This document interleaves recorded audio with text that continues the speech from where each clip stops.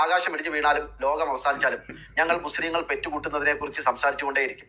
മുസ്ലിം സ്ത്രീകളുടെ പേറ്റുനോവിനെ കുറിച്ച് ആശങ്കപ്പെട്ടുകൊണ്ടേയിരിക്കും.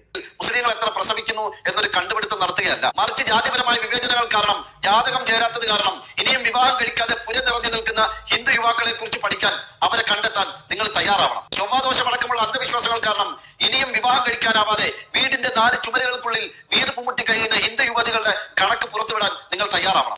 കേരളത്തിലെ ഹിന്ദു യുവാക്കളോട് എനിക്ക് പറയാനുള്ളത്, നിങ്ങളുടെ മതത്തിലെ, വിശ്വാസത്തിലെ, സമുദായത്തിലെ ചില മാമൂലുകൾ കാരണം, കടുത്ത ജാതി വിവേചനങ്ങളും ജാതകം ചേരായ്മയും കാരണം പെണ്ണ് കിട്ടാതെ പുരനിറഞ്ഞു നിൽക്കുന്നവരാണോ നിങ്ങൾ? ആ രീതിയിലുള്ള നിങ്ങളുടെ പ്രശ്നങ്ങൾ അഡ്രസ് ചെയ്യാനോ വേണ്ട പരിഹാരങ്ങൾ നിർദ്ദേശിക്കാനോ നിങ്ങളുടെ സംഘടനകളോ സമുദായ നേതൃത്വമോ തയ്യാറാവുന്നില്ല എന്നൊരു ആക്ഷേപം, എന്നൊരു പരാതി നിങ്ങൾക്കുണ്ടോ? ഉണ്ടെങ്കിൽ നല്ല സുന്ദരികളായ തരുണീമണികളായ തട്ടമിട്ട മൊഞ്ചത്തി പെൺകുട്ടികളെ ഞങ്ങൾ നിങ്ങൾക്ക് വിവാഹം ചെയ്തു തരാം. പക്ഷേ ഒരു നിബന്ധന മാത്രം, നിങ്ങൾ പൊന്നാനി വരെ ഒന്ന് വരേണ്ടി വരും. പ്രിയമുള്ളവരെ, ഇലോൺ മസ്കിനെ പോലെയുള്ള ലോക വ്യവസായികളും വികസന രാജ്യങ്ങളും ആധുനിക മനുഷ്യരും ബഹിരാകാശത്ത് വീടുകളും പൂന്തോട്ടങ്ങളും റോഡുകളും സിറ്റികളും, അതായത് നഗരങ്ങളും ടൗണുകളും ഒക്കെ നിർമ്മിച്ച് അവിടെ ബഹിരാകാശത്ത് മനുഷ്യവാസം ഉറപ്പിക്കാനുള്ള ആധുനിക ശാസ്ത്ര കണ്ടുപിടുത്ത പരീക്ഷണങ്ങളിൽ ഏർപ്പെട്ടിരിക്കുമ്പോഴാണ് നമ്മുടെ കേരളത്തിലെ ഈ വർഗീയ ഫാസിസ്റ്റുകളായ മുസ്ലിം സഹോദരങ്ങൾ പ്രഖ്യാപിക്കുന്നത് കേട്ടില്ലേ? അവർ അന്യമതത്തിലെ ദൗർബല്യങ്ങളെ മുതലെടുത്ത് അവിടെ നിന്ന് പുരുഷന്മാരെ വശീകരിച്ചു കൊണ്ടുവന്ന്, അതായത് ഇദ്ദേഹം പറയുന്നത് മനസ്സിലായില്ലേ? പൊന്നാനിയിൽ പോയി തൊപ്പിയിട്ട് മുസ്ലിമായാൽ ഞങ്ങളുടെ പെങ്ങന്മാരെയും ഞങ്ങളുടെ മക്കളെയും ഒക്കെ നിങ്ങൾക്ക് കെട്ടിച്ചു തരാം, അവരെ പ്രാകൃതരെ പോലെ അവരെ പേറ്റുമൃഗങ്ങളാക്കി നിങ്ങൾ ഇവിടെ ഞങ്ങൾക്ക് വംശവർദ്ധന ഉണ്ടാക്കി തരിക. അങ്ങനെ മുസ്ലിങ്ങളുടെ ശതമാനം വംശവർദ്ധന ഉണ്ടാക്കിയതിൻ്റെ കണക്ക് ഈ വീഡിയോയിൽ അവർ പ്രഖ്യാപിക്കുന്നുണ്ട്.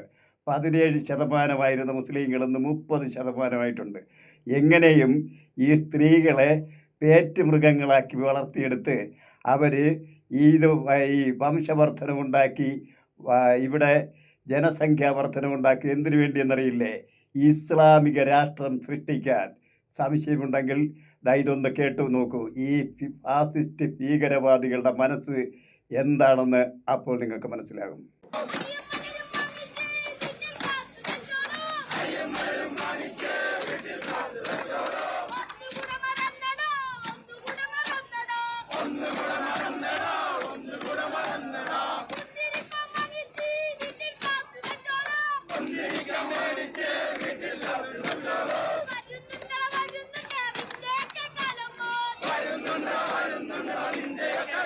SDPയുടെ പ്രവർത്തകർക്ക് നന്നായിട്ടറിയാം ആരാണ് ഇവിടുത്തെ ഭൗതിക പ്രമുഖെന്ന്.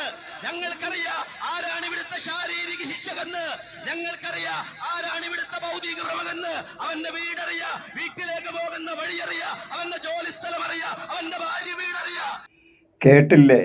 ഈ വർഗീയ ഫാസിസ്റ്റുകളുടെ വായ്ത്താരി നിങ്ങൾ കേട്ടില്ലേ? അന്യമതത്തെ സ്നേഹിക്കാനോ അല്ലെങ്കിൽ മതസൗഹാർദ്ദത്തിനോ വേണ്ടിയല്ല അവർ ഈ മുറവിളി കൂട്ടുന്നത്. അന്യമതങ്ങളെ നശിപ്പിച്ച് തൻ്റെ സ്വന്തം മതം വളർത്തിയെടുക്കുന്ന മതാധിപത്യം സ്ഥാപിക്കാനുള്ള പ്രാകൃതമായ സംസ്കാരമാണ് ഇവർ ഇവിടെ ഇക്കാലത്തും ഈ ആധുനിക ലോകത്തും ഇവരിവിടെ നടത്തിക്കൂട്ടുന്നത്. എൻ്റെ സഹോദരങ്ങളെ, ഞാൻ വളരെ വ്യക്തമായി ഒന്ന് ചോദിച്ചോട്ടെ, ഈ പ്രാകൃത സംസ്കാരം ആധുനിക ലോകത്തിന് യോജിച്ചതാണോ? നിങ്ങൾ അല്പം ചരിത്രപരമായി ഒന്ന് ചിന്തിച്ചു നോക്കൂ. വിവരവും സംസ്കാരവും ഉണ്ടെന്നാണല്ലോ നിങ്ങൾ സ്വയം പറയുന്നത്. നമ്മുടെ രാജ്യത്ത് അല്ലെങ്കിൽ ലോകത്ത് തന്നെ ഗുഹാവാസികളായിരുന്ന മനുഷ്യൻ, ലക്ഷക്കണക്കിന് വർഷം മുമ്പേ ഗുഹാവാസികളായിരുന്ന മനുഷ്യൻ ഭക്ഷണം തേടി, അവൻ്റെ വംശവർദ്ധനവിനൊപ്പം ഭക്ഷണം തേടി അലഞ്ഞു നടന്നപ്പോൾ ഗോത്രങ്ങൾ ഉണ്ടാക്കിയെടുത്തു. ആ ഗോത്രങ്ങൾ തമ്മിൽ മത്സരിച്ച് അടിയും വഴക്കും ചണ്ടയുമായപ്പോൾ അതിനു മുമ്പ് തന്നെ തങ്ങളുടെ ജീവിതത്തെ നശിപ്പിക്കുന്ന പ്രകൃതി ശക്തികളെ, അതായത് മഴയെയും കാറ്റിനെയും ഇടിയെയും മിന്നലിനെയും എല്ലാം ഭയപ്പെട്ട ആ മനുഷ്യൻ ഭയം കൊണ്ട് ജീവരക്ഷാർത്ഥം ആ പ്രകൃതി ശക്തികളെ ആരാധിച്ചു തുടങ്ങി. അതിൽ നിന്ന് ഗോത്രവർഗത്തിലൂടെ മതങ്ങളുണ്ടായി. നിങ്ങളുടെ ഈ മുസ്ലിം മതമെന്ന് പറയുന്നത് ഈ ലോകത്തുണ്ടായിട്ട് വെറും 1600 വർഷങ്ങളേ ആകുന്നുള്ളൂ. ഇന്ത്യയുടെ ചരിത്രം പരിശോധിച്ചാൽ ഏതാണ്ട് 65,000 വർഷങ്ങൾക്ക് മുമ്പ് ജനജീവിതം ആരംഭിച്ച ഇന്ത്യയിൽ ഇന്നോളം ആയിരക്കണക്കിന് മതങ്ങൾ ഉണ്ടായിട്ടുമുണ്ട്.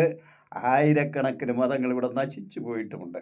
ഈ അടുത്ത കാലത്ത് തന്നെ നിങ്ങളൊന്ന് ആലോചിച്ച് നോക്കും. ശാഖമതം, കുഷാനമതം, പാഴ്സിമതം, ബുദ്ധമതം, ജൈനമതം തുടങ്ങിയ മതങ്ങളെല്ലാം നശിച്ചു പോയില്ലേ? അതുപോലെ തന്നെ ഇന്നുള്ള ഈ മതങ്ങളും ഒരു കാലഘട്ടത്തിൽ നശിച്ചു പോവുക തന്നെ ചെയ്യും.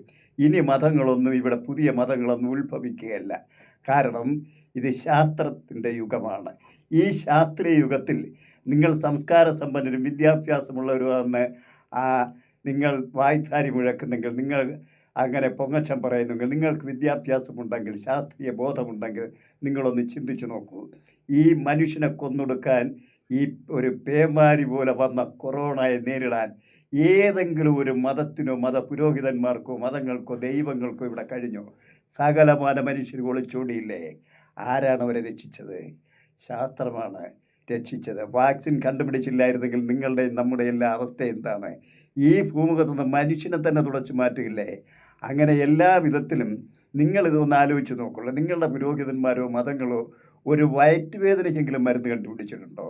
ഇവിടെ മരുന്ന് കണ്ടുപിടിക്കുന്നതും നമ്മുടെ ലോകത്ത് നിലനിർത്തുന്നത് ശാസ്ത്രമാണ്. ഇനിയെങ്കിലും നിങ്ങൾക്ക് ഈ അപരിഷ്കൃതമായ പ്രാകൃതമായ മതചിന്തകളും ഈ പരസ്പര വിദ്വേഷവും പകയും ഉപേക്ഷിച്ച് മനുഷ്യരായി മാനവ സമൂഹത്തിന് വേണ്ടി ജീവിച്ചുകൂടെ? നിങ്ങളൊന്ന് ആലോചിച്ച് നോക്കൂ. ഇനിയും കൊറോണ പോലെ ഒരു മാരക രോഗം ഇവിടെ പടർന്നു പിടിച്ച് ലോകം നശിക്കുമെങ്കിൽ രക്ഷിക്കാൻ നിങ്ങളുടെ ഏതെങ്കിലും ദൈവങ്ങൾ കഴിയും? ഏതെങ്കിലും മതങ്ങളുടെ ദൈവങ്ങൾ കഴിയുമോ? കഴിഞ്ഞിട്ടുണ്ടോ?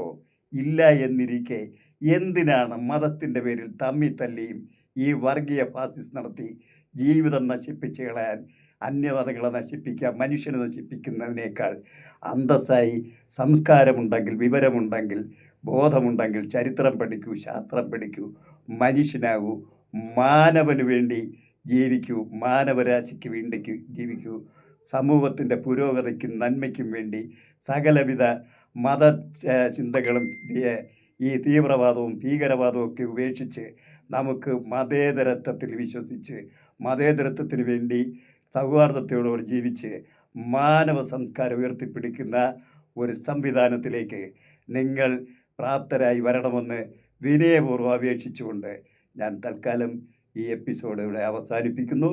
Good bye.